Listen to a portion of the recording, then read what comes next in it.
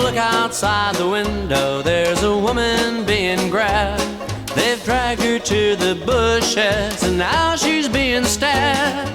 Maybe we should call the cops and try to stop the pain, but Monopoly is so much fun, I'd hate to blow the game, and I'm sure it wouldn't interest. Phil Ochs was an American singer-songwriter of topical songs and protest songs. He was active in the 60s and early 70s and was quite strongly associated with anti-war protest songs in America. He wanted to be a journalist, and at about 1960 he started writing articles. He also quite quickly apparently started his own publication to be able to air his more radical ideas for articles that wouldn't get published elsewhere. But he also started writing songs and playing folk clubs. He wrote a lot of songs and hung out with some famous people. A lot of people have covered his songs over the years. Got a list here that, Wikipedia lists loads, but I'm going to pull out Joan Baez, Cher, John Denver, Henry Cow, Morrissey, and Wycliffe Jean. He organised and played at political rallies and events and had a rivalry with Bob Dylan. In fact, there's a tale that he was once thrown out of Bob Dylan's limo for criticising one of his songs. In the early 70s, he started to have mental problems. He got heavily into drinking. He had an experience of having an alternative identity for a while called John Butler Train. This faded after a few months, but in the wake of this, he started to talk about suicide, which he went through with in 1976. So as I said, he's known for his topical and political songs, but also for the wittiness of his songs. He released 8 albums during his lifetime, and several more have been released posthumously. Hi, my name's Dan. So this was the 4th album by Phil Ochs, and it's my first encounter not just with the album, but with him.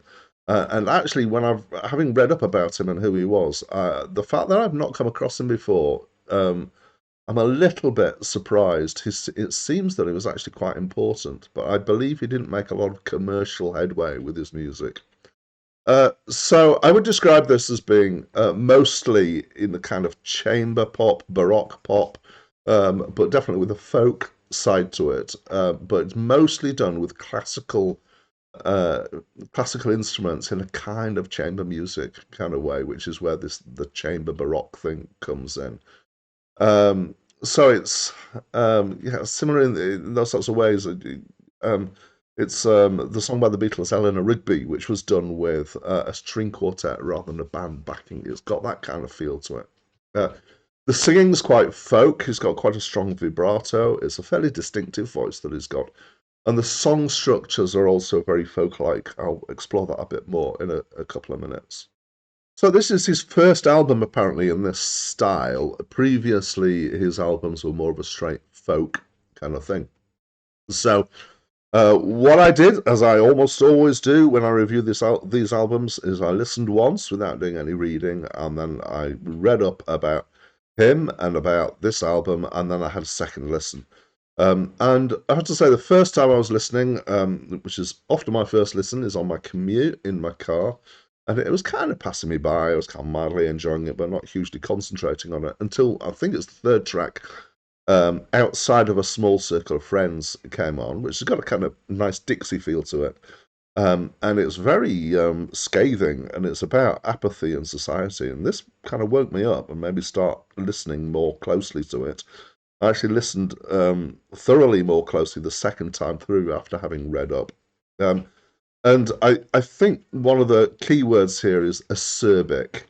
There's a lot of biting wit in here. There's some self-criticism in here. And the general structure, which I said I would come back to, are long songs with several verses and then some kind of refrain. And they're painting pictures and telling stories, and it's tied together with the theme, with the refrain. And they're often, each verse is a separate picture. So in that sense, it reminded me a bit of The Piano Man by Billy Joel, which has this kind of recurring stories woven into along the song. There are lots of other songs that take this kind of approach. I've Had Her track is presumably sarcastic. It's an odd song.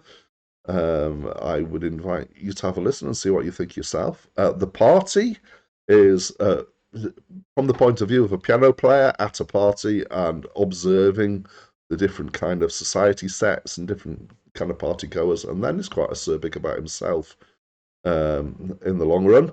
The strangest song musically is the last track on the album, which is called The Crucifixion. So the content here is about dying heroes, particular reference to Jesus and JFK, and Phil Ochs had a very strong feelings about JFK. Um, the music in it, though, is avant-garde classical and electronic stuff coming in later on, and it feels like that kind of avant-garde stuff was kind of slapped on after it had been after the vocals had been recorded. It's quite an odd and interesting arrangement, but I feel like it's a distraction. It distracts from some good songwriting, so I don't think it was a good idea. So I was really impressed by his songwriting. Musically, I felt like it was okay. I felt like the chamber approach was maybe a bit too much. I liked the Dixie feel, like I mentioned on A Small Circle of Friends, and another track, Miranda, also has a similar kind of feel. So they were musically my favourite tracks of the album. On balance, I would say it's a strong album. Some great songs in here. It might have been better recorded differently.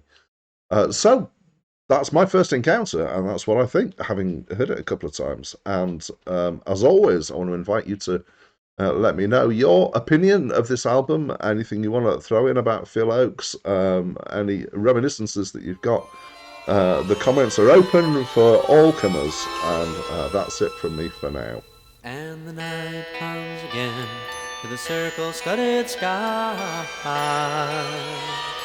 The stars settle slowly in loneliness they lie,